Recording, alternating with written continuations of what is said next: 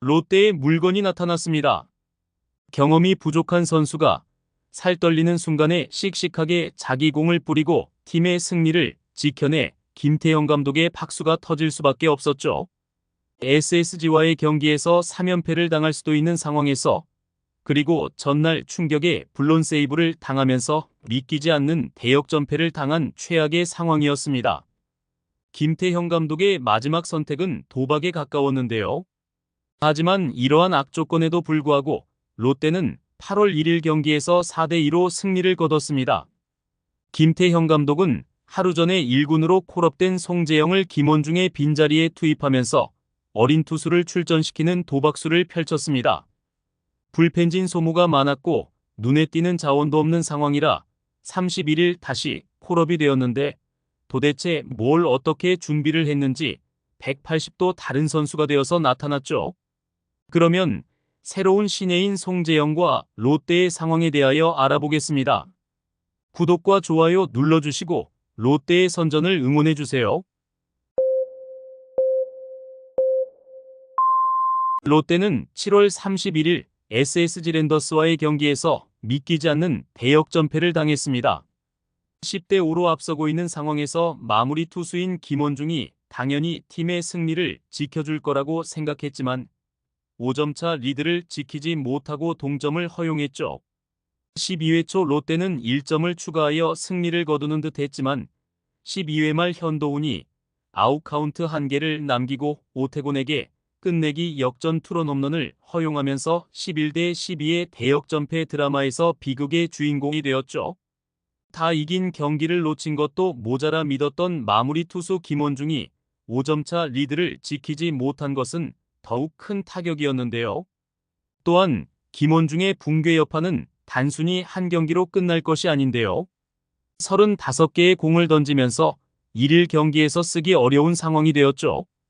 8월 1일 롯데는 박세웅을 선발로 내세우면서 6.1이닝 동안 2실점을 주면서 선전을 했는데요. 다만 롯데는 7회 초에 1득점에 성공하면서 추격에 나섰습니다. 박세웅이 7회 1사까지 맞고 내려간 상황에서 진해수, 그리고 김상수를 올리면서 확실하게 이닝을 마무리했죠.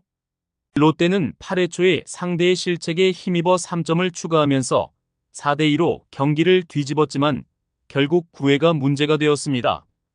김태형 감독은 김원중을 대신하여 베테랑 구승민을 선택했는데요. 정준재를 아웃으로 잡아내는 과정에서 몸에 공을 맞았고 이후 급격하게 제구가 흔들리기 시작했습니다.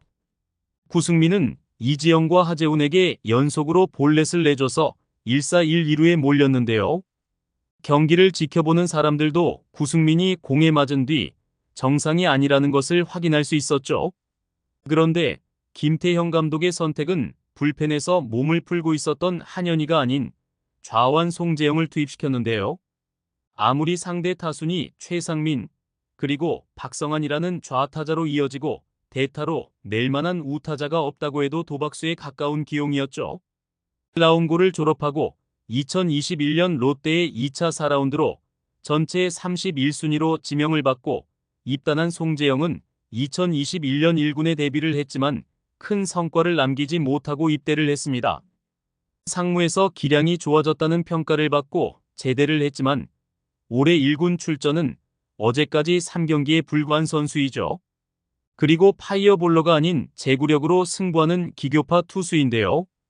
포심과 슬라이더를 위주의 투피치 유형의 선수이고 최고 구속이 140대 중반 정도 나오는 투수입니다. 그나마 겉으로 드러난 지표인 평균 자책점은 27.00으로 내세울 것이 없는 선수였는데요. 전날 SSG전에서 잘 던졌고 상대적으로 수월한 좌타자 라인이었지만 송재영을 투입시킨 것은 명백하게 도박에 가까웠죠. 실제 어리고 경험이 적은 송재영이 이런 압박감을 이겨낼 수 있을지는 불투명해 보였습니다. 하지만 모든 우려에도 불구하고 송재영은 강심장이었습니다.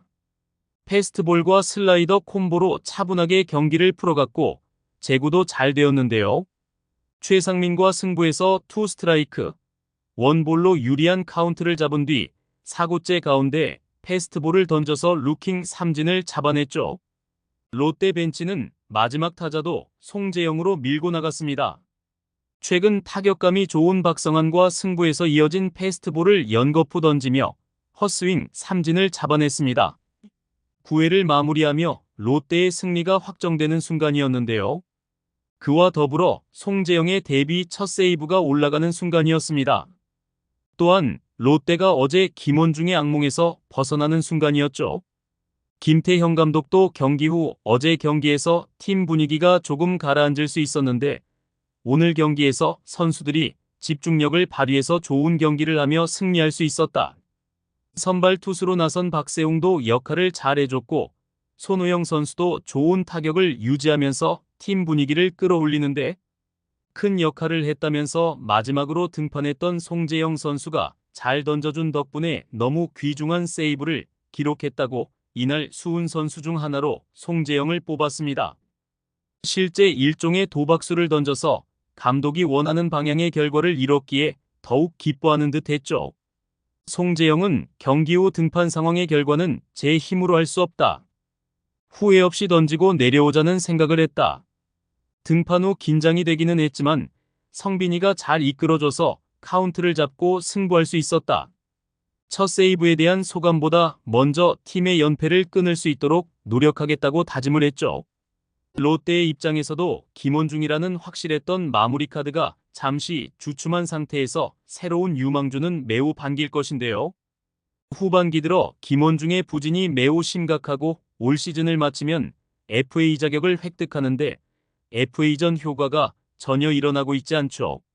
후반기 등판한 8경기에서 김원중은 평균 자책점 11.05에 피안타율이 3할 8푼 9리로 매우 저조한 성적을 거두고 있습니다. 포크볼이 자주 난타를 당하는 빈도가 늘어나고 있으며 포크볼 구사율이 50%가 넘어서며 포크볼과 투심의 투피치를 구사하는데 패턴이 상대방에 읽힌 느낌이죠.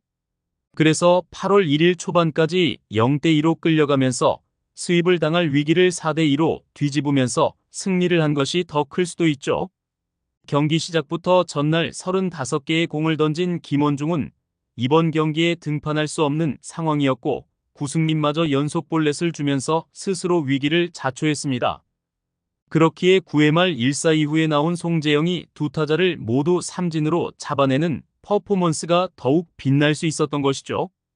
현재 팀 내 좌완 개투 요원이 절대적으로 부족한 상황에서 송재영의 등장은 롯데, 자이언츠의 입장에서는 매우 반가운 일인데요.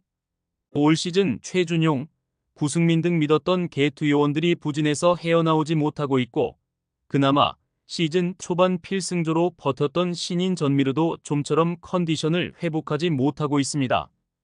여기에 마무리 김원중까지 난조에 빠진 상황에서 송재영의 등장은 롯데의 새로운 희망이 되고 있는데요. 과감하게 송재영을 투입시킨 김태형 감독의 생각도 있겠지만 현재 롯데의 분위기 전환이 필요한 상황에서 전략의 변화가 있을 수도 있죠. 롯데가 반등이 절실한 만큼 어떤 시도라도 총동원이 돼야 하는 상황에서 과감하게 마무리를 바꿀 수도 있을 것입니다. 시청해주셔서 감사합니다.